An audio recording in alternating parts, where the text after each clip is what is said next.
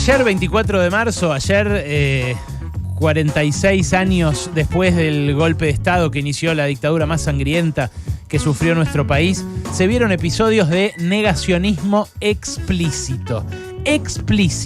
Se vio también un reverdecer de la teoría de los dos demonios, como si fuera lo mismo la amenaza de las organizaciones armadas, que ya para cuando empezó la dictadura y mucho más para un año después, estaba completamente neutralizada en su poder de fuego, en su poder militar, y del otro lado el aparato del Estado, como si fuera lo mismo un milico represor que se robaba bebés y que se los daba a otra familia que militantes armados que, alzándose contra el orden constitucional, tranquilamente podrían haber sido juzgados y encarcelados, eventualmente por muchos años, pero que no fueron ni juzgados ni encarcelados por asesinos, sino que fueron secuestrados en autos que se los llevaban a lugares donde los torturaban y donde después probablemente los tiraran de aviones vivos al río para que se ahogaran con cosas atadas en los pies.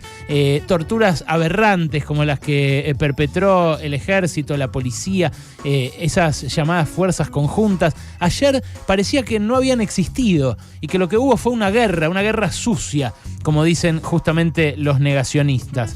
En canales de televisión muy vistos, en canales de noticias, pero también en canales de aire, se equiparaban los atentados montoneros con, por ejemplo, la masacre impune de la AMIA.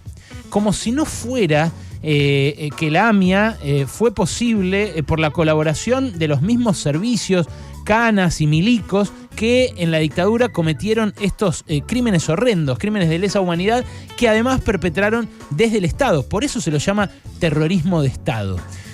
Haber robado niños, haberlos sustraído de sus familias, haber secuestrado a cualquiera que estuviera en la casa, porque pasó mucho eso, pasó que se iban a chupar a un militante, pero se llevaban también al amiguito del hermano que estaba jugando en la casa, o al papá de la hermana que justo había ido a buscar a la casa también.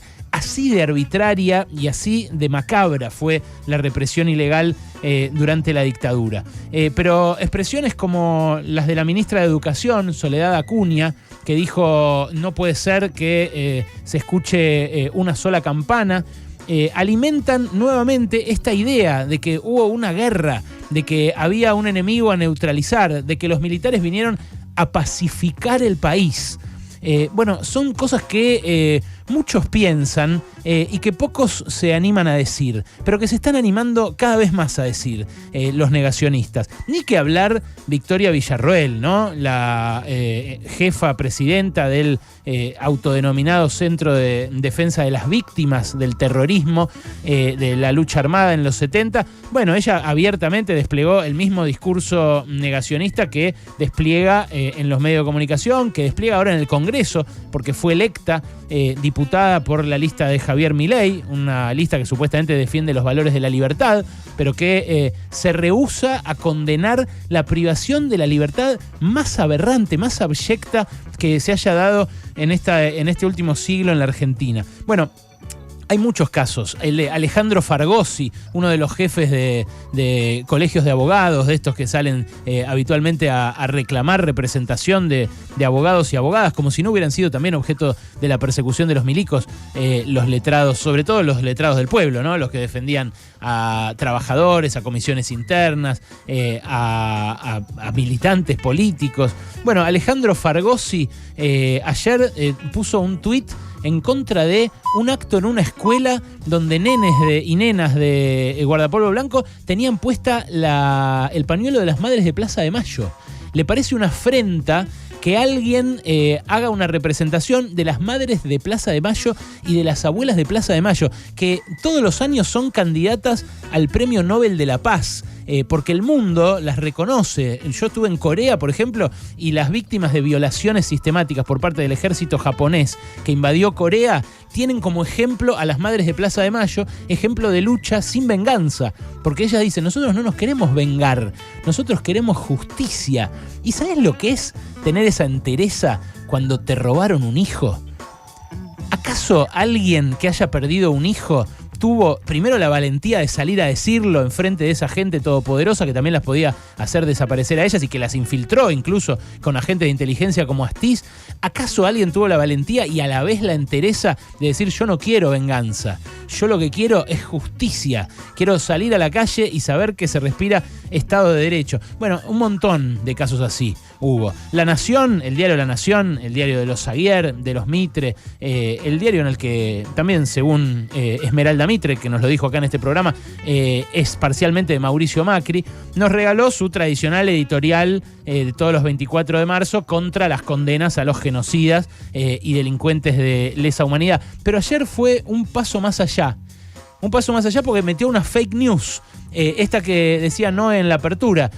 Dijo que al ministro del Interior, a Aguado de Pedro, lo arrimó una moto que estaba en la marcha con el lema lealtad montonera. Y la verdad no era montonera, era motoquera. Pero metieron la fake news cambiando la letra como para dejar ahí flotando que los de ayer éramos montoneros. Y no, los de ayer éramos gente que está a favor de la libertad, que está a favor de la justicia, a favor de la memoria y a favor de la verdad. De vuelta, parece increíble tener que aclararlo, pero lo que hubo en Argentina durante la dictadura fue represión ilegal, fue terrorismo de Estado.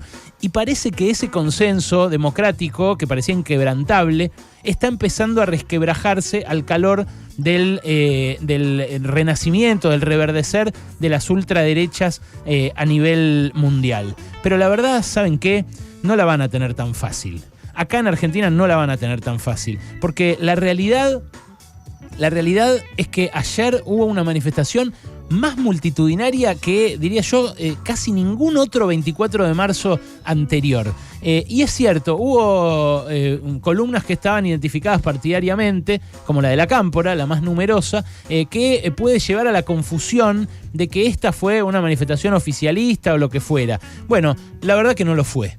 La verdad que hubo otras columnas nutridísimas del encuentro Memoria, Verdad y Justicia, que con todos partidos de izquierda, con toda gente que es muy crítica de La Cámpora, muy crítica de Alberto Fernández, muy crítica del gobierno, ya había llenado la plaza mucho antes de que llegara esa columna de la ESMA. Y la realidad es que les va a ser difícil a los negacionistas, les va a ser difícil a los promilicos que están empezando a animarse a decir ellos también, soy esto, como hacen por ejemplo los pinochetistas chilenos, les va a ser difícil porque somos muchos, porque ayer éramos muchos, porque somos además muchos y muy representativos. ¿Sabes por qué? Porque no solo fue la marcha. Ayer, algo que les debe haber dolido a los que estaban traficando esta porquería ideológica desde estos canales de noticias, les debe haber dolido que la Escaloneta también se sacó una foto. La Escaloneta se sacó una foto con la bandera argentina ayer, con una bandera que decía Memoria, Verdad y Justicia, con un pañuelo de las madres y con una leyenda que decía, decía más memoria, más verdad y más justicia. Hashtag 24M.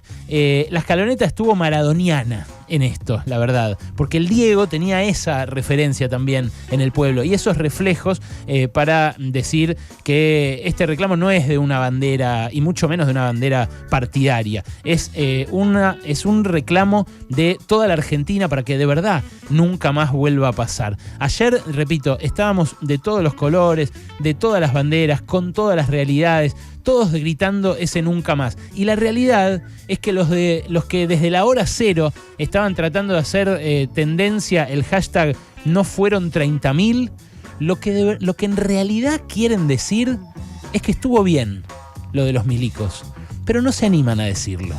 No se animan a reivindicar abiertamente esa represión ilegal, esas violaciones, esos secuestros, esas torturas, ese tirar desde aviones a gente viva para que se ahogue en el río. No se animan y por eso acusan a los otros de montoneros, por eso dicen que no son 30.000, por eso dedican su libido, su fuerza a hacer nacer de vuelta esos monstruos, esos fantasmas que si Argentina quiere mirar hacia adelante en serio, tiene que poder procesar y dejar en el pasado, pero en un pasado que recordemos, sobre el cual tengamos memoria, porque los pueblos sin memoria son los que están condenados siempre a repetir su historia más negra. ¿Saben qué? Pueden intentarlo, pueden seguir intentándolo, pero no les va a ser fácil. De vuelta, nosotros somos un montón.